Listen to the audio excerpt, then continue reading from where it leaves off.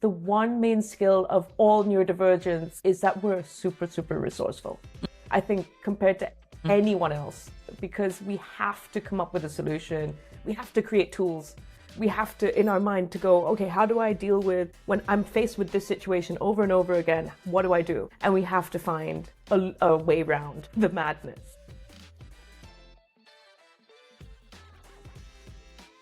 Hey, it's Joy, and this is the Joy of Neurodiversity podcast.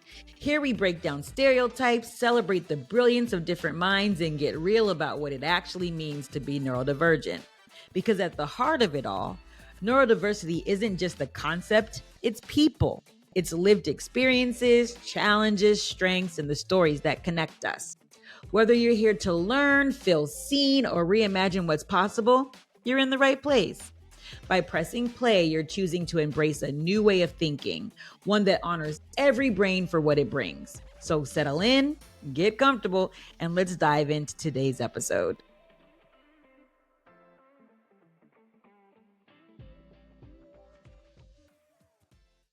Welcome to the Joy of Neurodiversity. Today, I am beyond thrilled to introduce one of the most beautiful, neurodivergent, and brilliant minds I have ever met, Shazreh Flanagan. You're going to meet her in a second. Shazreh is a true powerhouse. She's a talented artist, a visionary entrepreneur, and the director of Lumina. I hope I said that correctly. It's a property company soon to be launching in Dubai. She has a master's degree in business management from the prestigious University of St. Andrews and over a decade of experience in the financial sector. She has spent her career not only building businesses, but also helping others bring their entrepreneurial dreams to life. I met her because we're doing an NLP training together, and she's just brilliant. But what truly sets her apart is her ability to blend logic and creativity in a way that is nothing short of extraordinary. I am so blown away by her mind. Whether she's crafting breathtaking art or guiding aspiring entrepreneurs, she does it with passion and depth and a unique perspective shaped by her incredible journey. I cannot wait for you to hear her story, her insights, and the way that she sees the world. So let's dive in. Shazreh, welcome to the Joy of Neurodiversity. I'm so happy that you're here. Oh, thank you, Joy. I'm so blessed to be here. Thank you so much. I'm so excited. I just have to tell you how grateful I am that you're here. I know this is a little bit nerve-wracking. You haven't spoken a lot about this, and I'm just so grateful that you are trusting me with your story. I honestly, Shazreh, I think that our listeners are going to be so inspired by you. So I hope so. I have no doubt. Shazreh, you have a really interesting journey that started that's one way to put it. So definitely. When we were planning this, I was just like, where do we even start? So I think that it's best if we can you just take us back, tell us a little bit about you and your journey, and what is your connection to neurodiversity? What shaped where you are today? Oh, of course. So I just wanted to start with saying a bit about my journey. So I grew up as an epileptic, so suffered with grand mal seizures, tonic-clonic, which is, if you're new to epilepsy, is the worst kind because it's the one where you foam at the mouth. That's what most people kind of go like, oh, that one. What's the bad one? Yeah, pretty bad. And that shaped my mind. So everything stemmed from being an epileptic to becoming what we class as neurodivergent. And Joy actually educated me because I didn't even know that that's a classification for me or that I was in that bracket because, you spend so long being told that you're normal, or convinced even that, no, you're normal. And I think my mother did that because she didn't want me to feel different.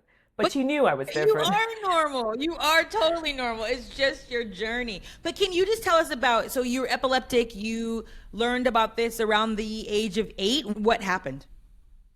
Oh, so I had my first seizure at 8. Yeah, 8 years old. And I didn't know what was happening. And I don't think anyone else did either. But my mother was mortified because, to see your child suddenly go into what you can consider rigor mortis and then start seizing is pretty traumatic, And so what happened from there was she got an opinion, which was the doctor in Pakistan said, at the time, this is in he just went, it's childhood epilepsy. It happens, just wait for her to grow out of it. And that's just not good enough for a parent. They're just like, what do you mean wait? In the meantime, what happens if she has a mind-altering seizure, which could happen, where you can turn into a vegetable?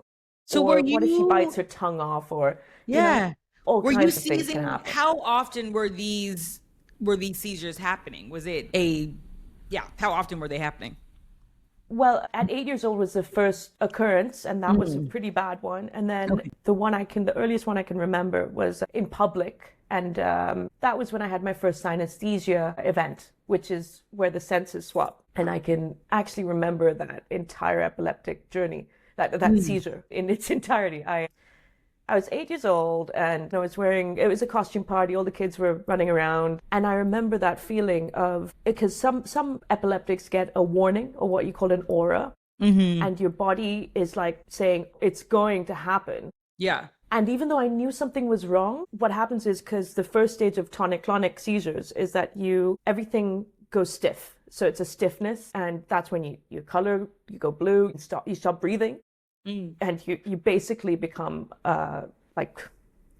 stuck. Like paralyzed. And so it's like having a little person in your head behind your eyes knocking on the glass going, something is going to happen. But you can't speak and you can't move and you can't do anything. So you just kind of your eyes just go like, this awful feeling. So it's probably why I'm an oversharer.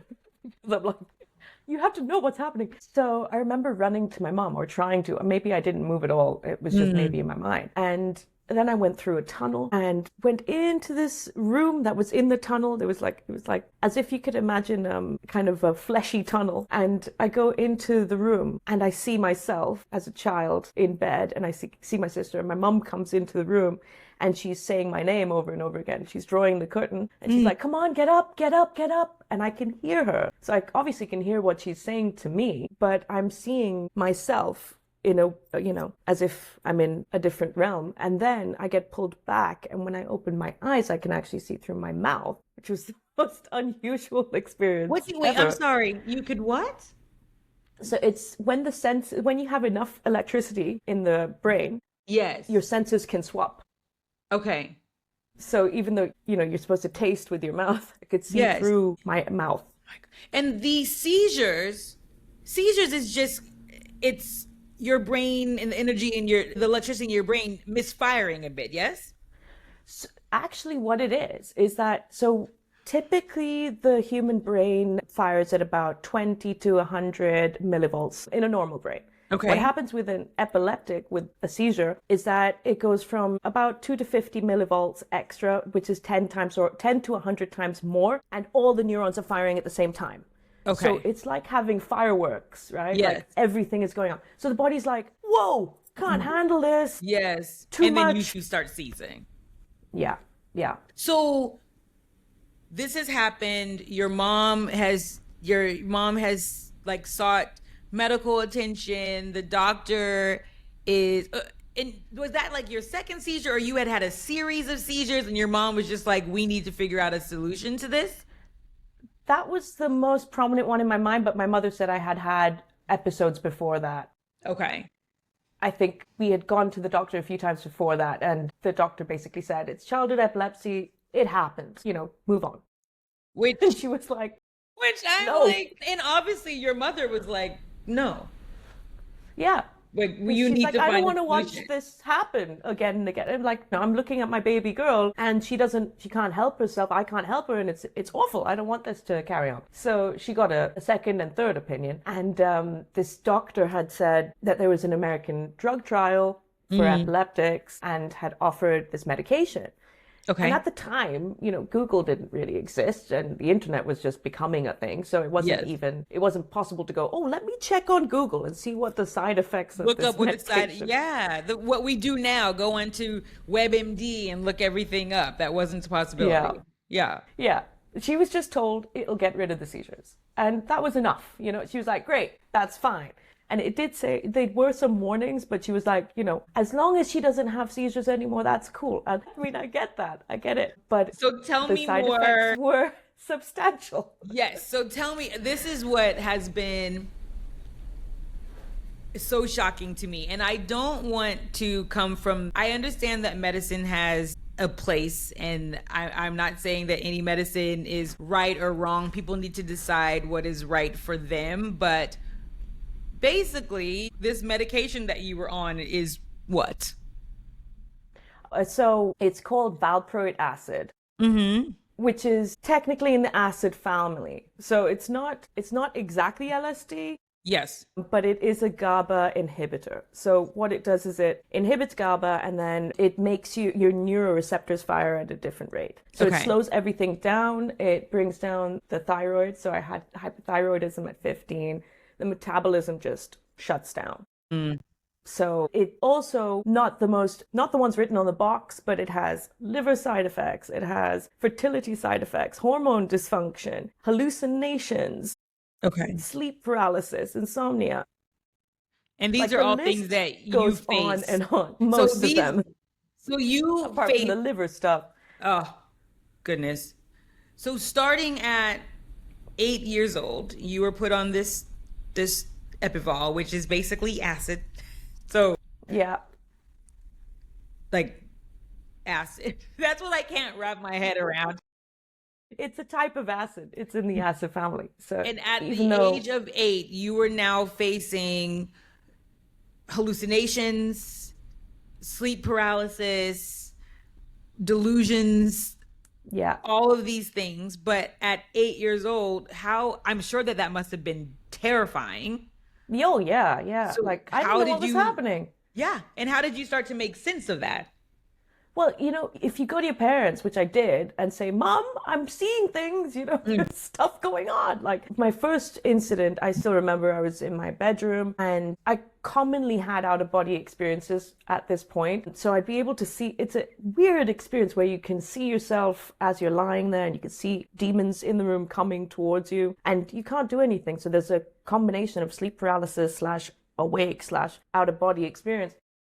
But the first time, it was terrifying. I was able to see a demon in the room. It was coming for me. It was laughing maniacally. And, it looks very realistic because you could see yourself. You could see the bedroom. It's not a film. And I didn't watch horror films. I didn't have any inspiration. This is all hallucinating.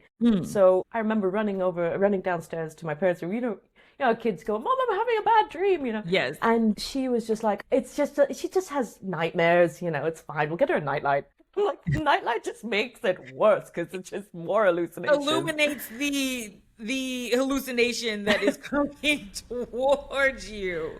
Yeah, exactly. And so then she says, right, I'll get you a panda. I told you about the panda. The protective panda. Oh my God. So I kept hiding it in the cupboard because at night it would just become this evil panda coming to kill me. And, I thought this was normal. I thought everyone experiences, but obviously not, because it carried on into my teens. It carried on to my adult life. I still have, last week I had a night terror, and it wasn't fun. It was a proper sleep paralysis, and it's the side effect of the medication had basically changed my neuroreceptors. And this is the interesting thing, because I'm a half Pakistani, half English. My mom moved over to Pakistan when she was about 30, something around that time. So your mom is English, your dad is Pakistani? Yes, Okay. yeah. So they moved, well, they grew up in Pakistan, and there's cultural references to what you're seeing if you're seeing visions. Yes. So if you're seeing demons, commonly known in Pakistan or in the Eastern world as the jinn, this is a sign that your third eye is open. So, and interestingly enough, acid opens your third eye, recreational acid, of course. Okay. And this is voluntarily taking acid, which is not the case for me. Which you would not do at 8. No, Bless of course your not. heart. Force-fed acid. So what happened was people kind of went, oh, she sees the other side. And it's like, and they're like, how do you feel about this gift? And I'm like, it's a curse. Can you get rid of it? Yeah. And just stop? So Not really you that were good. having these visions, you weren't exactly sure how do you even explain to your mom and dad what was going on. And I think that this is very common for neurodivergence. The same with me when I was with my dyslexia. My words were moving all over the page and jumping up and down, and it was really difficult. For me, but I didn't know that everyone's brain wasn't doing that. And so Yeah. it never even occurred to me to even speak up and say anything. But in your case, you're saying, I'm seeing these things, and they're Yeah. coming to you like, oh, she's a messiah. Oh, she's Or she's like, crazy. or okay, so let's talk about how this manifested in just your everyday life. You were having these hallucinations, sleep paralysis, delusion, all of these things, and then you were still meant to go to school and learn and Oh, yeah. socialize. And so what did that look like for you? Oh, God, it was awful, Joy. I'm so glad that part of my life is over. The worst part, I'd say, my mom was my principal as well. Oh, we do have that in common. My father was my principal. Oh my God. So the pressure, right? It's like you have to do well. You're representing. And I did not have an easy time because I had dysgraphia and I had dyscalculia. And Did also you know that you had, because I guess we should specify, like, epilepsy is not classified as neurodivergence. However, as a result of your medication and and the possibly epilepsy. even the epilepsy itself and everything that it does to the brain and the trauma that comes from this condition, you developed Yeah. dyscalculia, dysgraphia. Yeah. Yeah. Yeah. So Yeah. was it diagnosed at that time, or you were just having these difficulties but still not necessarily knowing what it was? The dyscalculia was never properly diagnosed or addressed properly. But my aunt, I remember saying, like sitting with her because she dealt with special needs children, she was like, yeah, you definitely have dyscalculia. But it was just kind of like, swept under the rug. So a lot of people just assume either you're good at math or you're bad at math. Yeah. The difference is with what my problem is that something happens when I'm looking at maths. Yeah. I don't understand the concept. And it's Me like, neither. it's awful. And you're Boy. just kind of like, okay, and you're trying really hard. And that's the worst part. It's like in school, you're like, you're just not applying yourself. And you're like, yes, I am.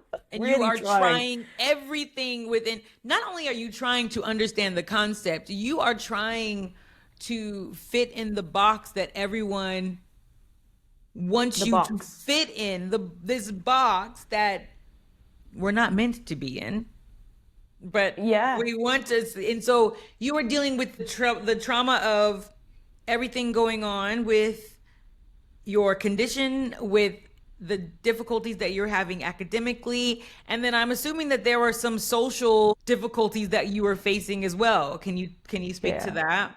Of course. God. So because I couldn't spelling I had no problem with. So my mom knew it wasn't dyslexia. Mm. The dysgraphia is slightly different. So, and what's amazing is now I'm able to use that to my advantage, but I'll tell you about that in a bit. What dysgraphia is jumping. That's the best way to put it. When you're writing, it's not cohesive. So I'll tell a story and I'll be like, right, Jack and Jill met and then they had a lovely time on the hill. And then suddenly I'll just jump and say, and Karen said Jane should be with Jill. And it was just like, what? The sentence Where has, did Karen come from? where did Karen come from? Who's Karen? And I've already assumed that you've come along with me on that journey. So Yes. you already know. Why Yes. do I need to write that down? Just a detail that doesn't matter. Exactly. That was like in school talking with children, that was a huge issue because I'd be explaining something and jump and they'd be like, I don't know what she's talking about. Yeah. What is she playing at? Disconnect. And so the kids kind of went like, nah. And because I wasn't, I'd say, as socially aware as they were. Or, you know how kids can be kind of like, oh, I've got to be top dog or I've got to be the Yeah. alpha or all that popularity nonsense. There was too much going on in here to care about that, you know? So I'm Mm, just like, I was not in the game. So okay. what happens is, if you're not in the game, then you're just considered either a weirdo or stupid or crazy or, you're just outcast. And that's kind of what happened. I eventually made a few friends, but they were also a bit special like me. A little unique bunch. I mean, I Yeah. think that you and I have spoken about this, about branding. And I know that Yes. you help people in business. And so we were having a discussion. I don't know when we were having this discussion, but you spoke about branding and how the labels placed on you by others really shapes the way that you view yourself. I can completely relate to that. I speak about it all the time. I have to tell myself on a regular basis that I'm not stupid, that I'm not lazy, that I'm enough, that I'm a hard worker, because all of those things were kind of the branding that I was given Hmm. growing up as a dyslexic. And I know that you spoke about the branding of lazy and crazy and weird and how that really can impact or really did impact you. So can you maybe walk us through Yeah. what that was like? Of course, like I think branding these terms on kids has more damage than you realize. I mean, Mm, it shapes their little minds to have these limiting beliefs and what we call private logic. And that is crippling. It's debilitating. As you yes. get older in life, you'll typically see it in people that have no follow through. They don't have, it's not that they can't do it. They can. They Mm, just don't have the self-belief because it was broken down in them at a young age that they couldn't do it. yeah. And you know how long it's taken? I mean, for you as well, Joy, for me, for both of us, Yeah. to get over these terms, get over these labels that people gave us Mm. because they wanted to attach them to us. It's just bullying at its highest form. And I'm not sure that I'm ever I don't want to speak it into existence that I'm never going to get over the labels. I feel like I am over the labels, but that doesn't keep them from creeping back up. And I mean, you and I, so Shazreh and I are taking an NLP course right now. And a lot of that has to deal with your subconscious mind and the programming that we're really dealing with subconsciously constantly. And we know that the subconscious mind really takes you back to that 7, 8, 9 year old self. And so for you to be going through all of these things at 8, when you were really shaping that your deep belief system, Mm. and everyone is saying you're lazy, you're crazy, you're Oh, yeah. weird, that gets It's in what's it's horrible. not yeah like implanted on you. And what is it called? I keep on thinking of Twilight with the wolves, and what you get, like they don't imprint it, you imprint on someone and that Yeah, becomes your imprinted. I'm such a nerd. Taylor Lautner can imprint. You listen,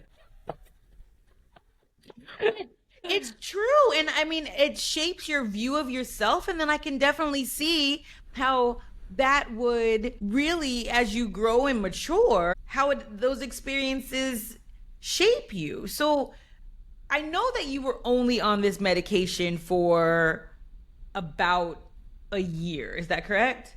Yeah, yeah. And But for the so developing mind, that's that, more than enough a time. year, listen, a year on A acid. year? I don't. Exactly.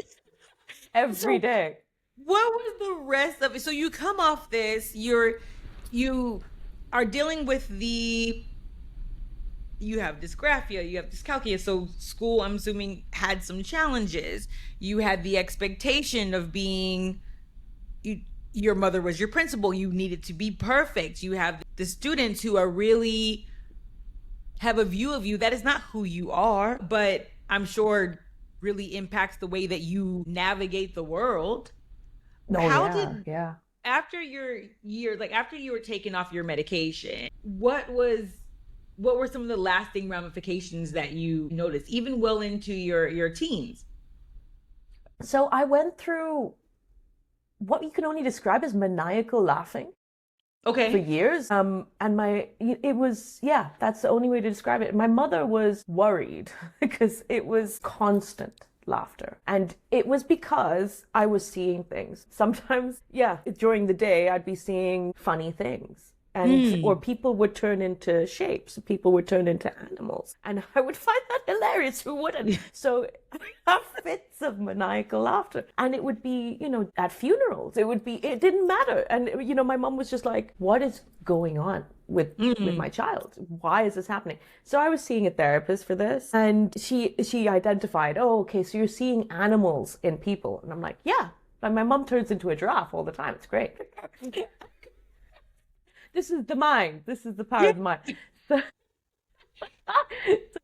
The- It wasn't the terrors at this point. It wasn't the oh, they same. were there too. Were they there? They And you still said are. that they Yeah. still are. So that really hasn't No. stopped. The out of body experiences haven't stopped. The night terrors haven't stopped. It's just embedded. It's like some kind of neuroreceptor that's embedded now. But it's not Mm. as frequent. It used to be a lot more frequent when I was a teenager, or even in my 20s even. So I'd say the time has helped. I'd say 20 years has helped, probably. Okay. And I guess, I mean, I think that we have to be fair in saying that although this medication did have some horrible side effects that will, I don't want to say haunt you for the rest of your life, but will impact much of what happens the rest of your life, they did stop or significantly lessen the epileptic seizures. Yeah, they did. Like, I think it was down to one a year, one Wow. seizure a year, which is huge. And I still Mm. remember actually the sleep study that my mom did with me.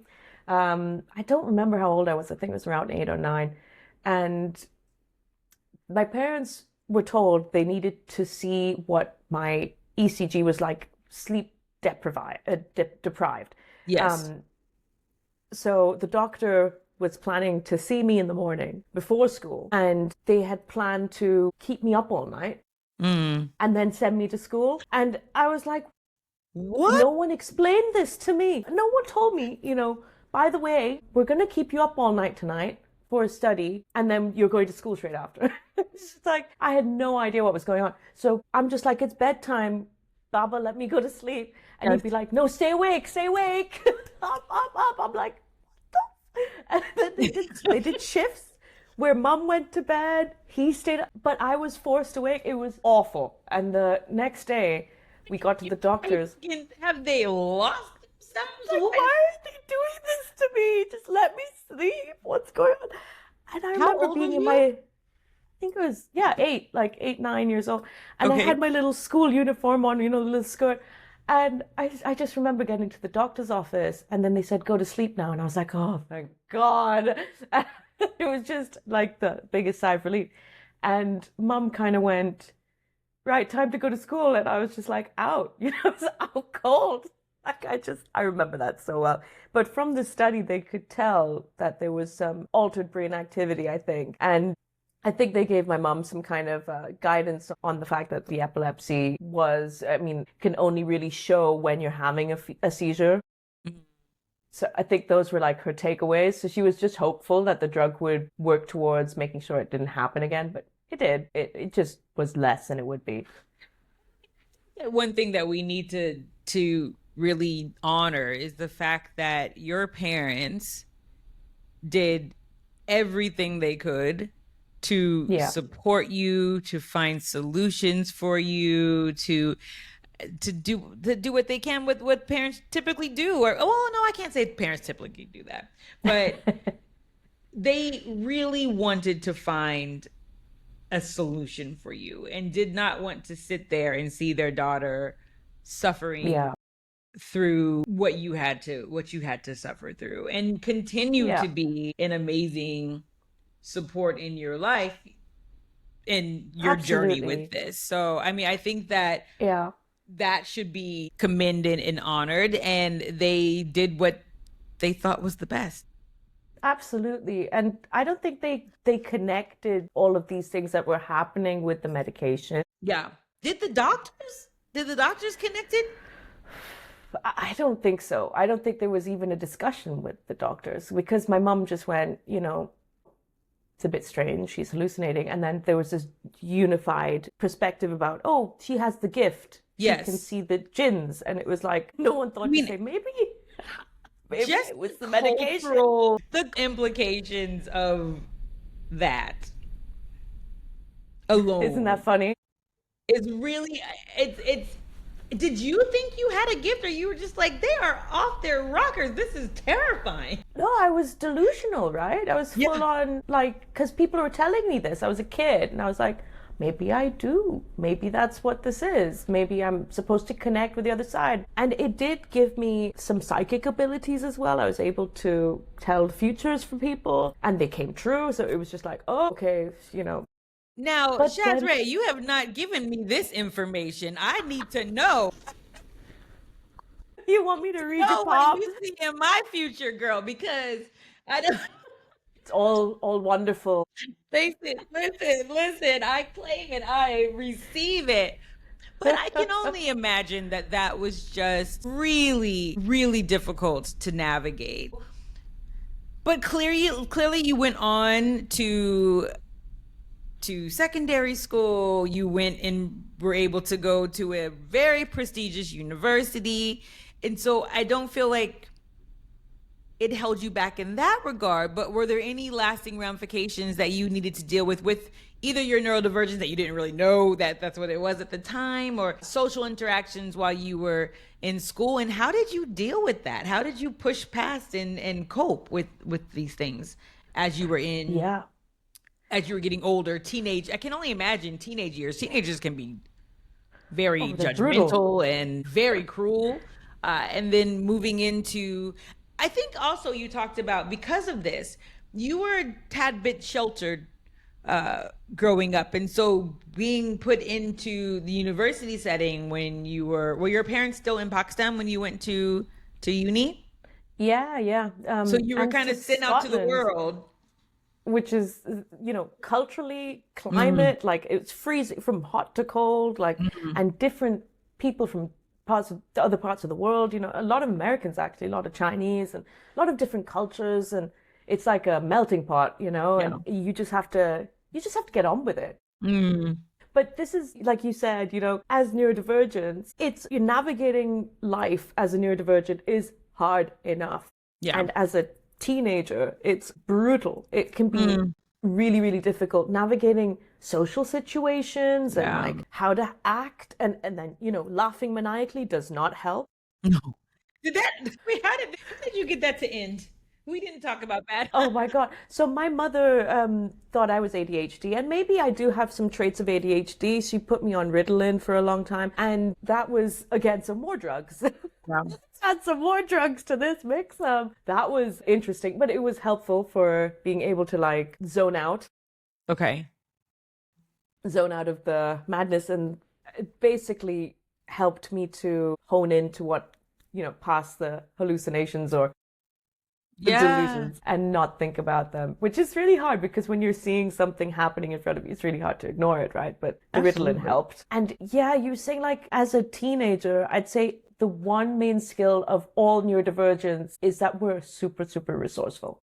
I think compared to anyone else, because we have to come up with a solution. We have to create tools.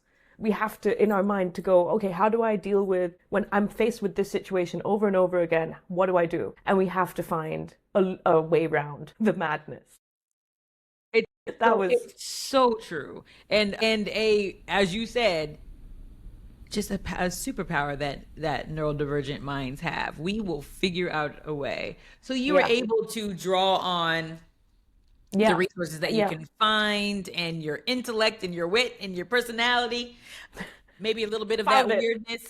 I tapped into it. I was Tap like, right. into that inner neuro spicy strength, right? Oh my goodness. I mean, compared to like the neurotypicals who never really struggle, they don't have to face struggle at a young age. They don't have to go, I can't read this, for instance. They don't have, trouble explaining or putting things into ways that make sense for other people, like translating their brain into common sense. They don't struggle Yes. with reading numbers, they don't struggle with basic things. So when they are faced with a challenge, you'll find like adults are like our age will be like, oh, that's too hard. I'm not going to do it. Mhm. And we're just like, what's too hard? Nothing is too hard. Nothing. I'm gonna do this. I need to do this. I'm gonna do it whether it's hard or not. Everything's hard. Who cares? Like, So it's a try different mentality. battling a demonic panda through sleep paralysis when you're Yeah, 8, and then come back and tell me that something is hard. that's kind of what my brain is saying. It's like, oh, honey, this is Really? easy. This is easy. So what? Your computer's not editing correctly. It's fine. We can do this. We've got this. I think for one thing that I have definitely needed to understand about my neurodivergent brain is that the hard stuff I can deal with. Give me a Yeah, crisis, I am amazing. But yeah, let something little happen, yeah, my TV, I can't get it to connect correctly. My GPS isn't working right. I cannot function. And I yeah. haven't been able What to. is that? I think it's a It's so annoying. I think it's I know that it's I know that it's a neurodivergent trait. I don't know exactly what it's called, but Oh, it's for sure. something It's that like the small things trip you up. the small things really get me, and it's so difficult to push through. But the difficult things are not, I breeze through them. I almost wait for a crisis because I know I'm going to be really good in it. But I don't know. It's just Yeah, so true. it's I don't know. I'm constantly learning new things about our brains. Now for you only recently started identifying or even recognizing that what you had was termed neurodivergent. So Yeah, I didn't even know. what has that journey been like for you? Oh, you know what, Joy? I mean, thank God for you.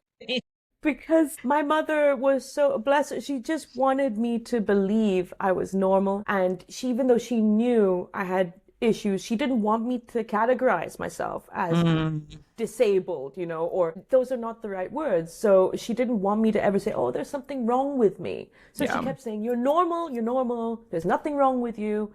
And so I just went, okay. But then I realized trying to think like other people do, or forcing myself to think that way or do things that way, because that's the right way. Everything I Yeah. do is the wrong way. That I'd say is the biggest trauma, because constantly being told, like trying to do maths with my father and constantly being told, there's one way to do it. If you're not doing it this way, you're wrong. Yeah. And I'm sorry, but our brains are wired differently. I think about everything differently to everyone else. I'll come up with the most random answer and it's correct. But Yes. they'll be like, the neurotypicals will be like, I don't know how you got there from there, but I don't know what you're talking about. That's not relevant. And you're like, but it is, Even because though if you think about this, this, this, and this, yes. then they suddenly go, maybe. And you're like, yes, but you're still wrong.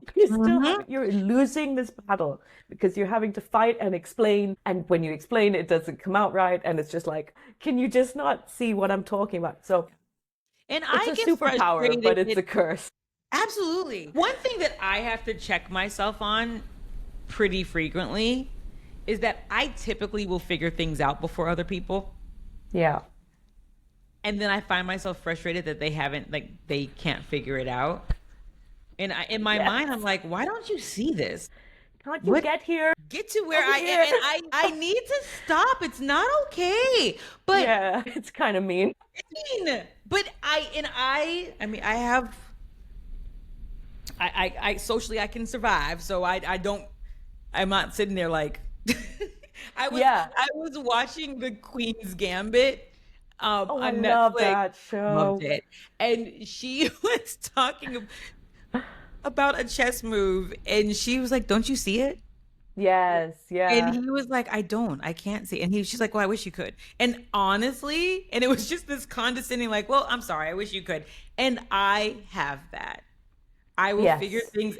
just figure things out quickly and I'm having a conversation. I know what they're about to say. And then I'm just Yeah. so frustrated because I'm just like, please Yeah. get here. Can we Yeah. get here so we can move on? Yeah, I said this to you recently. You're like, I feel like we're Tarzan and Jane because we get each other Yeah. and, we have the similar viewpoints and similar outlooks on life because up until now, I've been so depressed because you'll know how it is. Like, you'll meet Mhm. people and they have a very transactional dialogue with you and they have like this step and this step and this step and it's all very nice. But you're like, And okay, I'm linear. bored. It's like, can we advance to the next level? Can we talk about something on my wavelength? Because Mm. I need intellectual stimulation. I need some further, to talk about life and to talk about all of the ways that we can resolve the world. And with you, it's effortless. It's like you're already there. We're always like, wait, other people don't think that way? Yeah, yeah, They say that all the exactly. time. What do you mean? What do you mean? Like they don't see it that way? Yeah, I don't know. I I think just that's the biggest hurdle is thinking, not realizing that we were different or Mm, realizing we are different. absolutely. And I just think that that's what I want us to normalize. Not that we are not normal. We are normal. We are completely normal. There's nothing wrong with us. We are just different. Our minds process differently, and that's okay. And we accept that difference wholeheartedly and embrace it. I'm perfectly fine with the fact that my brain works differently. I don't want Yeah. it to not do this, but it's hard in a world where even though neurodiversity is really not a rare thing, but it's Yes, still yeah. seen as us being very different. And because we're different, it's a deficit. And it's seen as a bad thing. And I want to normalize that it's not. Not at all. Absolutely. Absolutely. So can we talk about present day things that are Present happening with day. you? Yeah. So Well, yeah. you are a stunning artist. When I it's in I was always I was honestly shocked when I found out that you were an artist because everything that I had been hearing about you before we had actually met was that you are this amazing business mind, you coach entrepreneurs, you have like you work in finance, you do all these things that to me are not stereotypically what a neurodiverse mind would engage with. And then I found out that you are this amazing artist. And I'm just thinking in my mind, they are so polar to me in my mind, so polar opposite that I really couldn't wrap my thoughts around that. But I think what's so interesting about you is that you take that creativity, that creative side and merge it with that logical, very structured side, which I still haven't completely gotten to see yet. I haven't gotten all my coaching and everything yet with business with you, but it's coming. But It's coming. it's It's coming. coming. I'm excited. But I know when I've spoken to you about different, the way that you structure things, the way that you approach when you're working in the business sense, I can now see it. But maybe you can talk a bit about that. And your artwork, this is just a sampling of your artwork, but I want to talk about your artwork as well. I mean, I see Oh, yeah.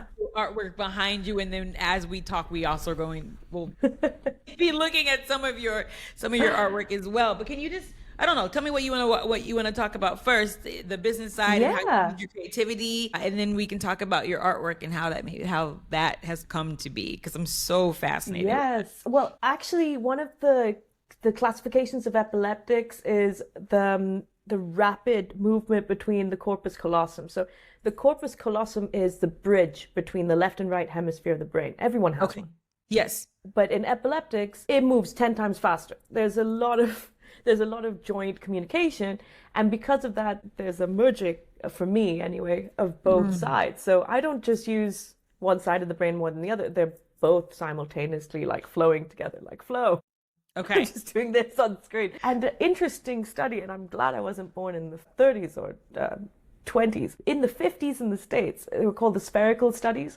And they tried to stop severe epileptics from having seizures by removing the corpus callosum. So they removed the bridge between the left and right hemisphere. And these patients had to survive without being able to communicate between their left and right side. So they'd lift one arm or lift one leg to walk, and then the other leg was like, you weren't able to communicate with the other leg.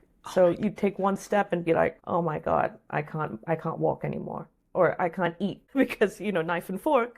Yes. Can't eat anymore. Can't communicate. It was awful. It was like the most archaic, awful thing that they could do.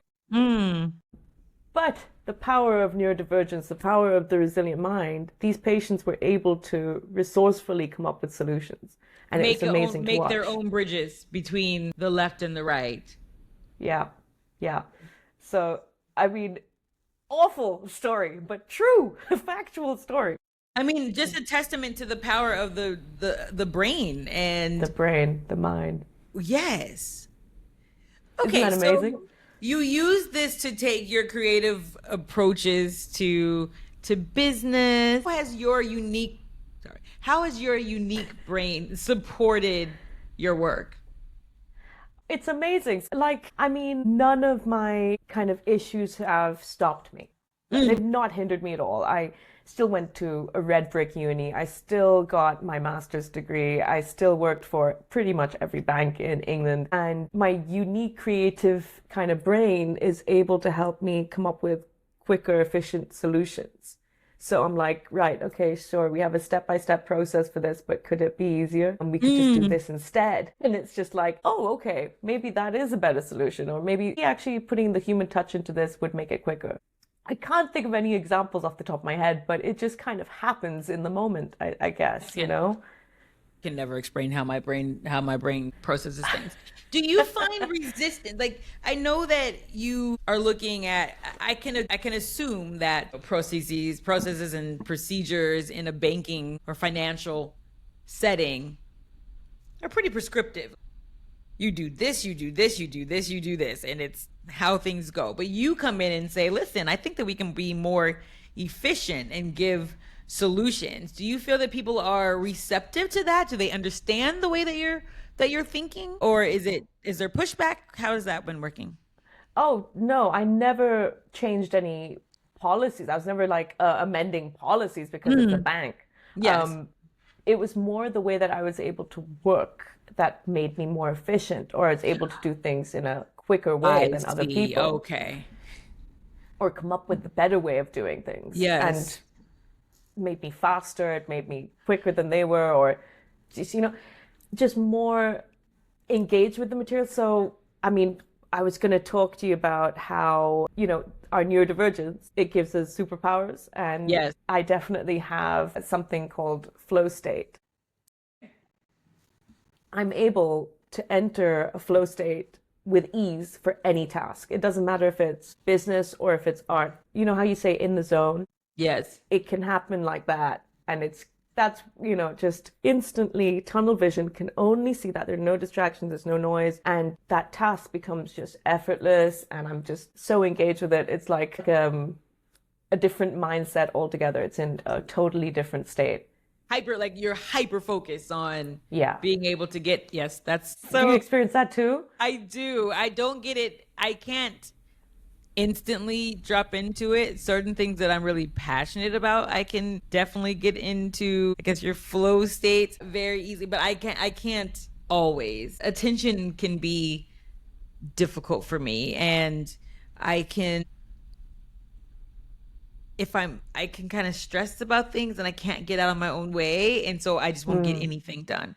It's either I'm not getting anything done or I am just hyper efficient and can get anything that I need to finish. I can get it done, but it just depends on the day. I can't really slip into it. Slip in and out. Yeah. But I think that also has to do with my dyslexia and scotopic Erland syndrome. It was called scotopic sensitivity syndrome. That is well under control with me. I know everything that I need to do to put myself in a situation where I'm setting myself up for success when it comes to my dyslexia. So you have different lighting that you use, and you use different tools to make you feel comfortable. all of those things, like I don't have any issue with. I know how to have workarounds for my spelling and not being able to sound things out, or if I need to be able to comprehend, because I have a really hard time with comprehension sometimes on certain texts. I know what I need to do and tools that I need to put, tools and strategies I need to put in place to help support me with that. Where I am having a lot of difficulty now is that I know that I'm ADHD. I'm in the process of having like my full diagnosis and trying to figure out what that's going to look like for me and how I need to treat it. But I know a lot of the challenges that I'm facing right now have to do with still coming down this journey with ADHD. And so that has been, and I think it's probably something that a lot of people are facing, and I'm still learning, but ADHD really does present differently in males versus females. And Really? yes, and I'm still learning. I'm not the expert on it, but the one thing that I'm really recognizing is that in males, it can definitely, the hyperactivity part is more physical. You can outwardly see what's going on. With women or girls, what have you, it's internalized. So my hyperactivity is really in my thoughts. My thoughts can spiral out in a way like it's really distressing. And so I'm just trying to deal with that. And I think I'm really trying. I can relate to that absolutely. And your thoughts are, they're spiraling out of control, and they're taking over, and you're not able to stop at the root cause. NLP has changed my life with that, because it has been awful.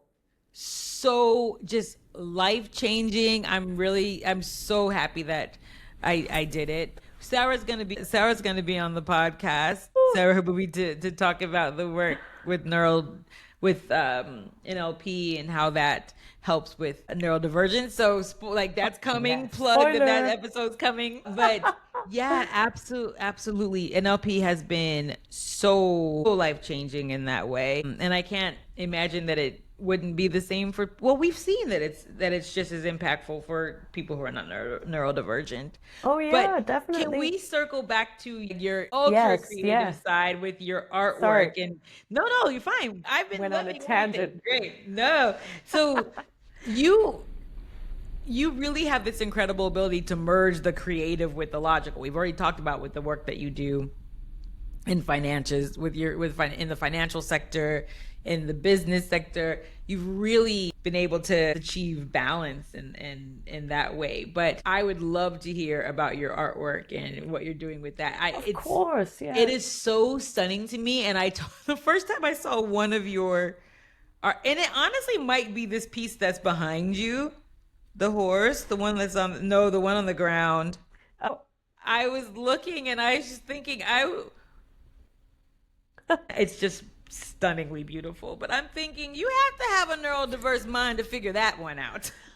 yeah, absolutely. And I didn't even realize I was, because like I said, it was so much of convincing, and especially, because obviously I was able to achieve the results and get the grades. It was not easy. It was not the same as everyone else's journey. I had to work so much harder. But because of that, my mom just went, "No, you're fine. You're fine. There's nothing wrong with you." And also, it's a lot of closing up and not telling people what you're really suffering with or struggling with. Masking. And you're masking, and you're pretending. But the one solace I found was with art, because I would just be able to effortlessly paint, and my brain just did what it did. And that was amazing. Like, everyone went, "Holy shit, you made that?" And I'd be like, "I guess I did." Guess that happened. Does it just flow? Do you plan things out? What is it? Is it just like your no planning part of therapy? That's the best part. Getting it out. It's like sublimation. Yeah. It's total therapy, absolutely. And animals, for me, like I said, I used to maniacally laugh because people would just turn into animals. Animals for me are my release. So when I'm painting them, I just feel zen, and it just flows onto the paper. But I also do some weird abstracts, stunning abstracts. That's the wrong word. Shouldn't use weird. But yeah, some of the pictures here.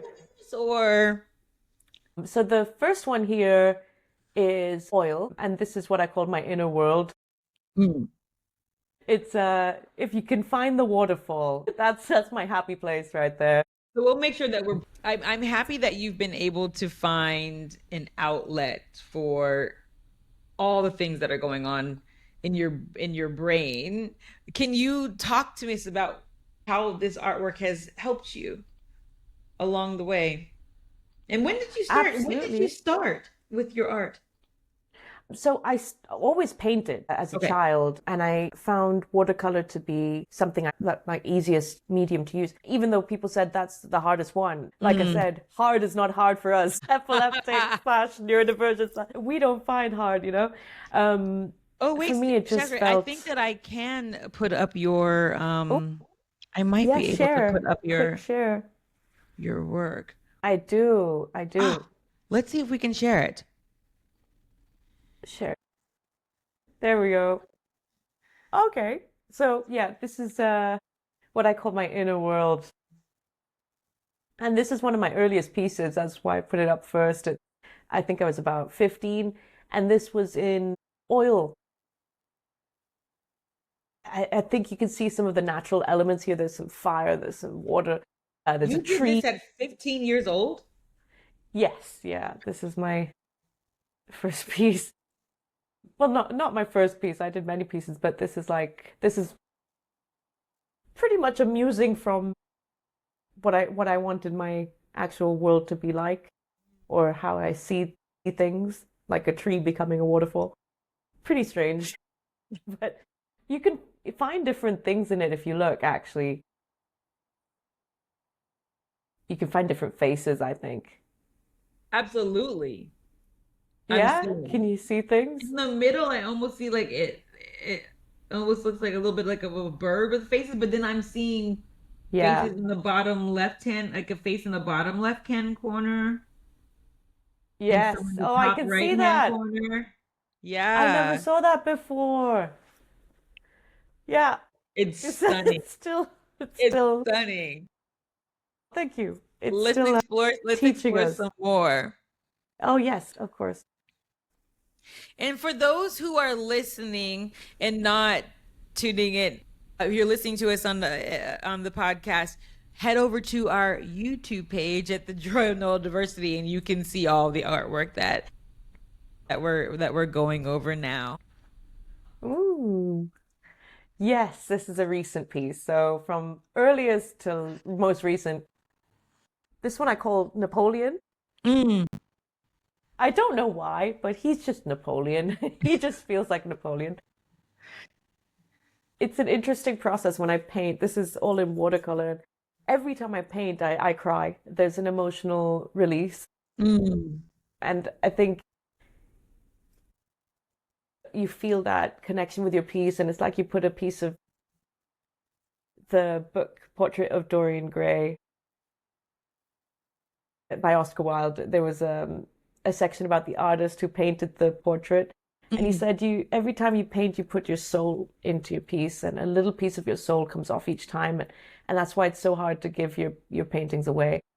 And I can't agree with that enough. That's exactly how it feels. It's kind of like I've put my life and soul into this, and it's gone now. Mm. It's this one. It's just when I first saw your artwork and I realized that it was watercolors, I could not figure out how could you make. Really? No, I couldn't figure out how you make the movement and the. I can see every aspect of the mane. It's just phenomenal to me. Just Oh, amazingly beautiful. thank you. Abs- The goat. The goat. It's Yeah, love a goat. And this is where beautiful. a bit of the psychedelic, you can tell there's Mhm. like colors that have come in here. This one's in oils, different When vibe again. I see more than one face in this as well. Really? I kind of, yes. I feel like the top Mm. part of the face, and then there's like a lower part that looks kind of like a little bit like a face to me. I don't know. Oh yeah. Oh, you see, you're the yin to my yang. I can see a new face now. That was not planned. It's just the brain. This is the mind. So This is as we're looking at some of your artwork as well. What is some advice you can give to anyone it doesn't even have to be a neurodivergent mind, but advice that you can give about just the importance of having an outlet to allow yourself to pour into? Oh gosh, yeah. Maybe advice you might have on that. I'm not sure if that's a question or not. Well, there's a question in there. What can you advise? I mean, I'd say for anyone, you need an outlet. You need to find some kind of level of release, because life is painful enough, and especially if you're young and you're struggling with the issues in high school and like other kids and bullying, and I was terribly bullied as a kid. It's traumatic and awful, and if you have a little place that you can release all of those inner frustrations, a little cove where you can read or write or paint. Well, my husband's massively into Warhammer. He really enjoys he likes painting the little models. Okay. It works for him. It's so important. I mean, all of us have to find some kind of way to relieve the anxieties and fears. Yeah. Logan, this was a real dog. Really? I got commissioned to do this piece. Well, this is Serena. I actually commissioned this for Sarah's mother in Dubai, and she loved the colors and it was a birthday present for her. I love this. So beautiful. I can really appreciate how you have embraced that there were things that happened with the way that your brain works. I'm sure that there's been times where it's been difficult, but you haven't wallowed in self-pity or just failed to thrive. You've pushed through and you've figured out ways that, okay, my brain works this way. And there's a real beauty in that. And I just feel that your artwork speaks to just the resilience of you, and that's gorgeous. The resilience of you and the brilliance of your mind. Absolutely. Thanks, Joy. No, it's fine. Getting choked up. Don't get choked up. Don't get choked up. But yeah, I just think you've been able to navigate that balance between things really, really well. I mean, who can make a rhinoceros look gorgeous like this? I absolutely. She's a beautiful pink rhino. She is out to make it in the world. Absolutely.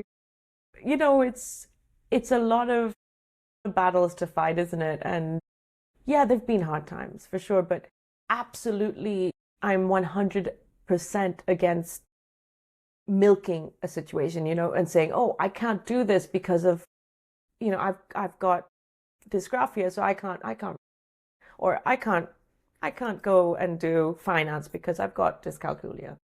That's never been a hindrance. It's never said, I can't do something because of X, Y, or Z. I've never used it as an excuse. Oh. It shouldn't be a hindrance. We've spoken about earlier that one thing that is so true with neurodivergence is that we are resilient. We figure out a way. And I just feel that you're a testament to figuring out a way that works for you, your own little unique way. So for anyone who might be navigating a similar journey, I mean, I'm not sure if there's many people that have the same journey as you, Shazreh. It's a weird one. But you know what?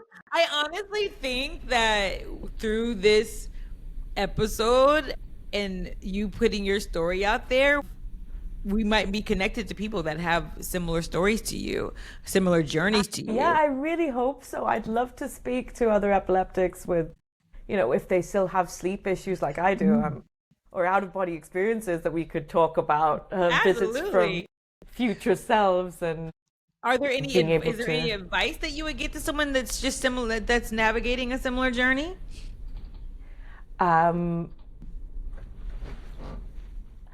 Embrace it. Embrace your inner neurodivergence, and the fact that you told me, like you helped me to understand that I was different was a huge release, actually, because I suddenly went from stopping myself all the time from thinking the way I naturally do to try and Really? accommodate and think the way that other people do because they do it the right way. Really? Were you doing Yeah. that? Yeah, so it would slow me down. So I'd be like, right, wait, you're thinking the wrong way. You need to think this way because that's how X, Y, or Z think. And that slowed me down so much more in my day because I'd be like, right, my natural processing abilities are incorrect.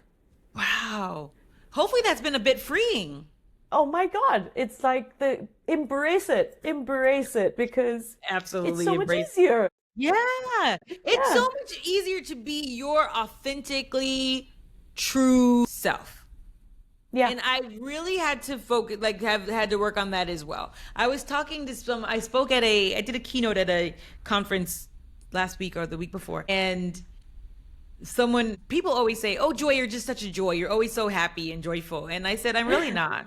I'm really not. And I need to be I work okay at it. with people seeing that I'm not always happy and joyful. I realize that's me taking 47 years. I won't give credit for 47 years, but at least 40 years of putting on this I guess front and this mask that I'm always happy, and I'm not. There's days that I really struggle, and Yeah. I need to be mindful of that's not really who I am authentically. Yes, I'm a naturally happy person. My parents said they named me Joy for a reason, and I think that the name is very fitting, but I can't always be that for everyone, you know? Yeah. I need to, for myself, allow for people to see all sides of me, see some of the Yeah. frustration, see some of the hurt and the trauma, and hopefully be able to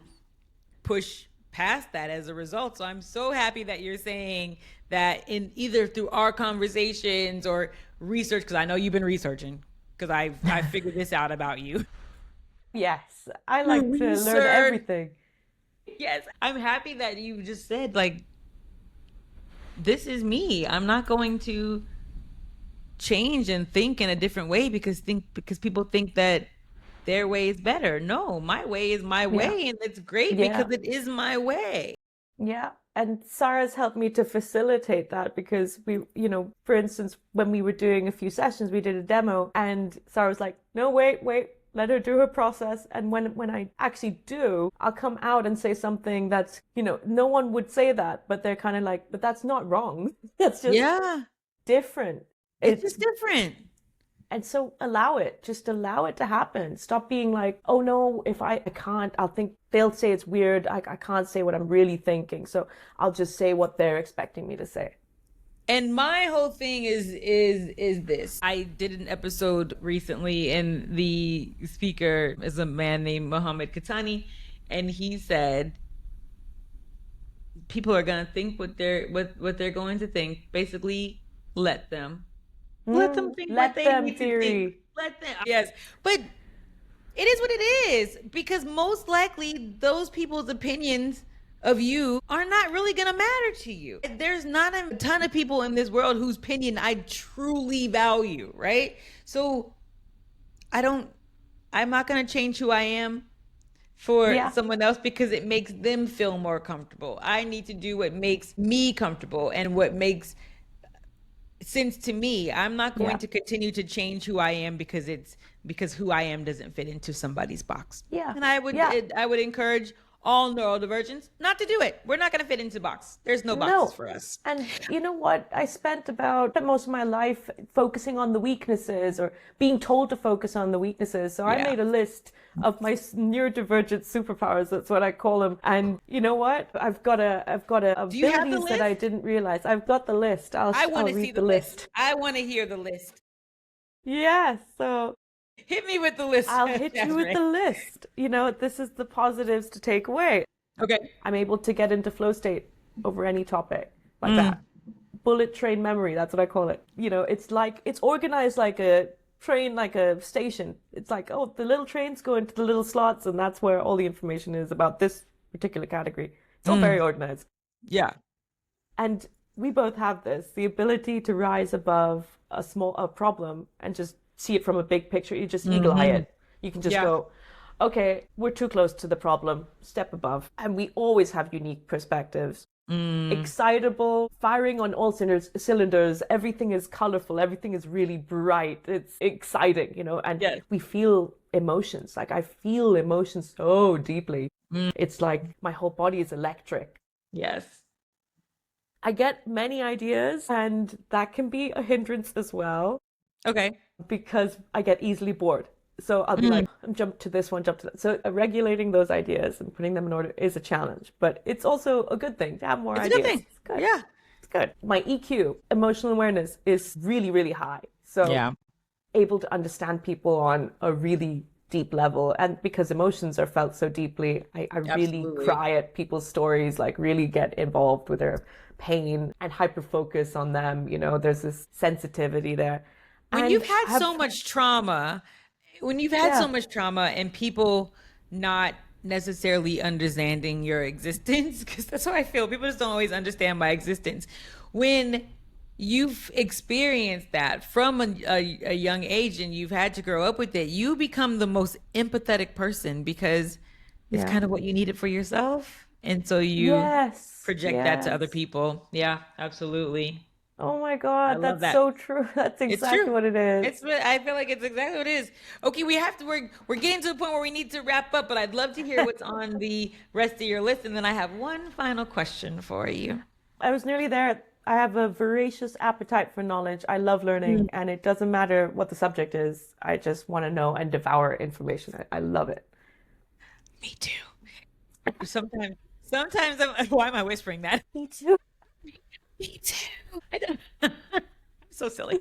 And I will say that sometimes I just go down a rabbit hole of why do I even want to research this? But listen, my brain is enjoying it, so I'm going with it. It is, yeah. Well, as we are wrapping up, I'd really love to know, what joy has neurodiversity brought into your life? Ooh, that's a good question, Joy. It's brought joy into my life. Joy Buckner. Yeah, you're so sweet. It's true. What joy has it brought? It has, it's helped me to have synesthesia, which is a very unusual experience. Out-of-body experiences, for sure. I love those. So being able to do that is a gift. And I mean, people can do it. Can you control it? But they have to train. You can control it. Okay. You can. So you can train if you know what you're doing, you can train yourself to have them. And it's pretty awesome because I've flown to Egypt, or I've gone over the mountains, or I've, visited the dead. It's great. And that all sounds very fantastical, but there are many people that do out-of-body experiences all the time, and they can do it on tap. The mind is a powerful thing. It really is. It could be dream, but it's so fantastical. It feels like your entire body's, lit up. It's amazing. Because the brain doesn't know the difference between what's reality and what's not. I mean, you can probably manifest like a champ. I need to, please teach me. Manifesting, yeah, absolutely. And other joys, of course, like basic joys of just being able to feel things really deeply and be really passionate and feel really excited. And no one does excitement like me. God, like a cheerleader. Yeah, I can attest to that. Well, Shazreh, thank you so much for just your vulnerability and pushing past a little bit of like the nerves and the fears of really speaking about this for the first time. I can imagine that was nerve-wracking, but I'm so happy that you've done it. I'm sure that after listening to this episode, people are going to want to get in touch with you. So what is the best way for our listeners to find you? Oh, thanks, Joy. Yes, of course. I'd love to hear from anyone that is interested in what we talked about today. All of my details should be in the chat below. I'll link them below. What about your artwork? Do you have a website or anything where people can find you? I do. Yeah, my website is currently being built, so it should be out soon. And launching my Instagram soon, pages. Everyone. Yeah, you can find me on Instagram. What's your Instagram handle? It's art_by_Shazreh_. Perfect. That helps. I will add everything to the notes. But Shazreh, honestly, from the bottom of my heart, thank you for coming on to the Joy of Neurodiversity. And to our listeners, if you enjoyed this episode and want to hear other exciting, inspirational stories of neurodivergence from around the world, please make sure that you subscribe, and we will see you at the next episode. Thank you so much. Thank you, Joy. You're Thank you for having me. welcome. And that's a wrap for this episode of the Joy of Neurodiversity. I hope today's conversation left you feeling inspired, empowered, and seen. Remember, neurodiversity isn't something to fix, it's something to celebrate. If you loved this episode, don't forget to follow, subscribe, and leave a review.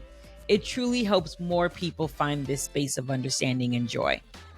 You can find us on Spotify, Apple Podcasts, YouTube, or wherever you get your podcast. And let's keep the conversation going. Connect with me on Instagram at Joy of Neurodiversity and LinkedIn at Joy Buckner, and share your thoughts using the hashtag The Joy of Neurodiversity. New episodes drop every other Thursday, so be sure to hit that notification bell so you don't miss the next dose of neurospicy brilliance, deep dives, and empowering conversations. Until next time, embrace who you are, celebrate how you think, and keep rewriting the narrative, because the world needs your brilliance. Think big, be bold, and never dim your neurodivergent spark, because we were never meant to fit in.